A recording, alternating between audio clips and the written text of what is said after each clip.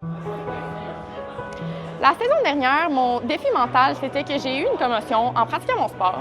Puis ça a été vraiment difficile parce que je me sentais pas assez bonne de revenir pas assez vite ou de pas pratiquer mon sport.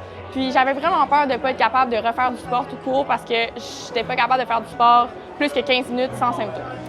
Les processus de réhabilitation sont souvent des situations qui sont extrêmement difficiles à naviguer mentalement parce que ça implique beaucoup d'incertitude et d'impuissance. Déjà, d'en parler, ça va jouer un rôle hyper important au lieu de s'isoler, par exemple.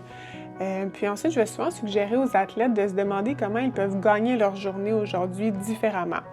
L'idée, c'est un peu de reprendre contrôle ou de reprendre pouvoir dans d'autres sphères de leur vie, comme par exemple, ça pourrait être faire une bonne préparation de repas, aller au gym, ça pourrait être étudier des jeux, faire une forme de visualisation quelconque, puis de vraiment célébrer chacune de ces petites victoires-là.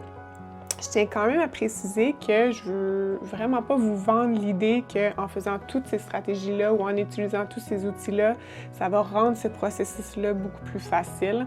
En fait, il reste difficile, puis c'est normal qu'il soit difficile. On veut juste essayer de le rendre peut-être un petit peu plus doux.